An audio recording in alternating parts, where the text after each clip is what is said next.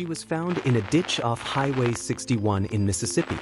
No ID, no missing person report, just a necklace with the name Tina.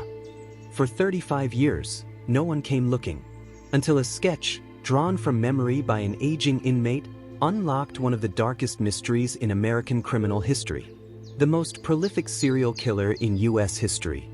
93 confessions, 50 confirmed victims. But one case didn't belong to him, and that's when the story took a darker turn.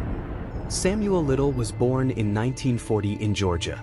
Raised by his grandmother, he lived a transient life. By the 1970s, he had become a drifter, traveling across the country, Florida, Texas, California, Nevada, picking up odd jobs. He had over 100 arrests for theft, assault, rape, and attempted murder. But he rarely served more than a few years at a time. His victims? Always the same type: vulnerable, forgotten women, many of them sex workers, addicts, or living on the streets.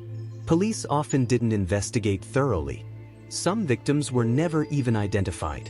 In 2012, Little was finally convicted in Los Angeles for the murders of 3 women from the late 1980s. But that was only the beginning. In 2018, Texas Ranger James Holland visited Little in a California prison.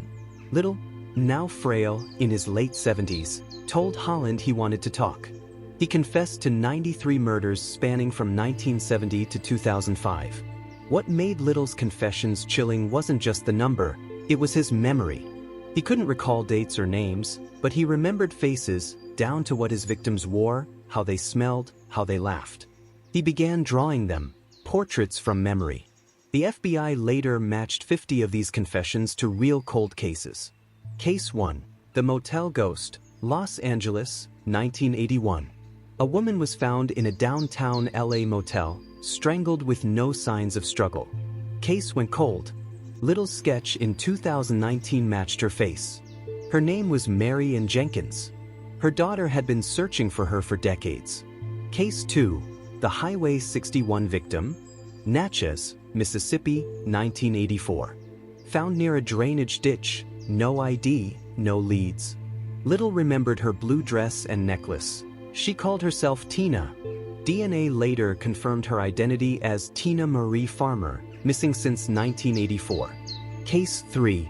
The Tallahassee Jane Doe, Florida, 1982. Little described her as tall, with a deep southern accent.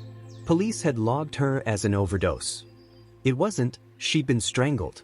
Re-examination of the body confirmed his description.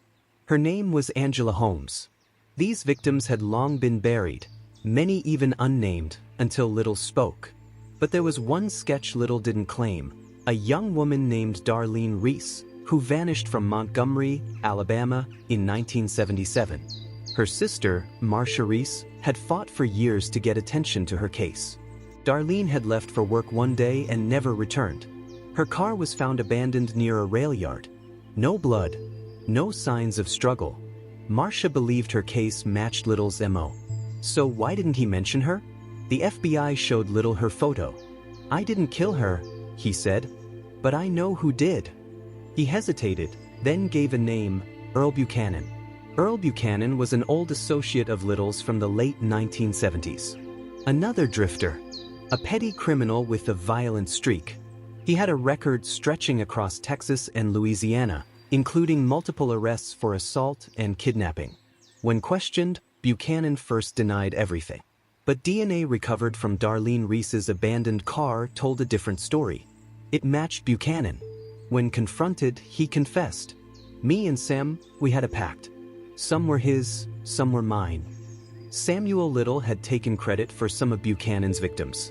Whether it was ego, confusion, or a twisted sense of camaraderie, no one knows. But it meant this: some of the 93 victims may not have been killed by Little at all. Marcia finally got closure, but many families never will. More than 40 of Little's sketches remain unmatched. The victims have no names, no dates, no bodies, just faces, drawn in a prison cell by the man who ended their lives. The FBI has published all of Little's sketches online, hoping someone, somewhere, will recognize them.